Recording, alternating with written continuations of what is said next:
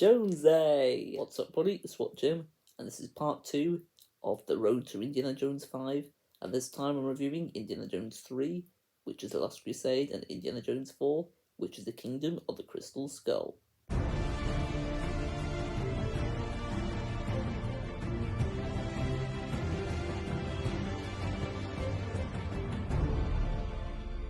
Please let me know your thoughts on both of these films in the comment section below, but no spoilers, as this is a no spoiler review. You'll be seeing a picture now of a mini Lego Indiana Jones family tree. So you've got Henry Jones Sr., followed by his son, Indiana Jones, followed by his son, Mutt Williams. Let's start off with reviewing Indiana Jones and The Last Crusade, which was released in 1989. The budget was $48 million, and the amount grossed was $474.2 million. And I think this is an amazing conclusion to a great movie trilogy. Indiana Jones is back in this one, and is better than ever. This movie has amazing action that's nearly as enjoyable and exciting as Raiders of the Lost Ark. Of course, got the fantastic John Williams score here, and you've got this movie, their amazing relationship between Indy and his dad, Henry Jones Sr. Henry Jones Sr. is performed brilliantly by Sir Sean Connery, R.I.P. Sean.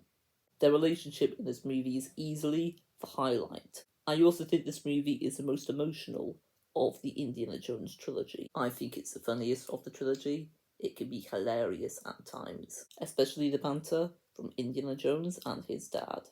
Unfortunately, I think this movie goes a bit too political at times. You've got another screaming character here, but she's not as annoying as Woody Scott was in the Temple of Doom. However, the ending of this movie does actually get to me slightly. I think it's shot and executed really well. This movie has great cinematography all the way through, and I think this movie is a perfect send-off to a great movie trilogy.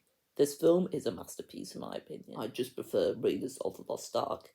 I think I just got more nostalgia for that one. Now I will review Indiana Jones and the Kingdom of the Crystal Skull, which was released in 2008.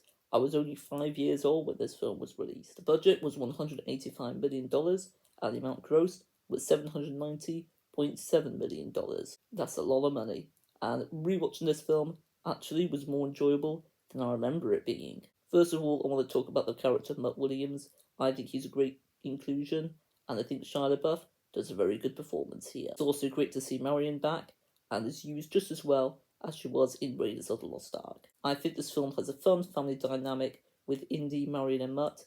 I would have liked to have seen more of that. It's got really great but over-the-top action. It gets Fast and Furious level at times, and I don't think it should have been like that for this film. The John Williams score is great here, however, it's not as memorable as it was in the previous Indiana Jones films. However, this is still fun nonetheless to listen to. I also think this movie has too much CGI and gets too unrealistic at times, and because of that, it does feel quite detached from the previous Indiana Jones films. The story, I find, is the weakest in the franchise. It's not written the best, and I also think this movie goes too science fiction at times. There's a couple more characters I want to talk about, and that is Mac, played by Ray Winston. I think he's a pretty unnecessary character in my opinion. He didn't need to be in the film, and I think the character of Harold could have had more screen time if Mac wasn't in the movie. I still think Ray Winston did a fine job with what he was given. I'll now talk about the villain of Spalko in this movie. I think Cate Blanchett does a really good job playing that character.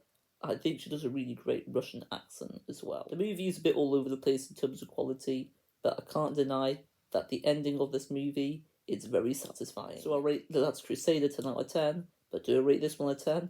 No, I don't. I actually rate it a 7 out of 10. I think it's a good movie.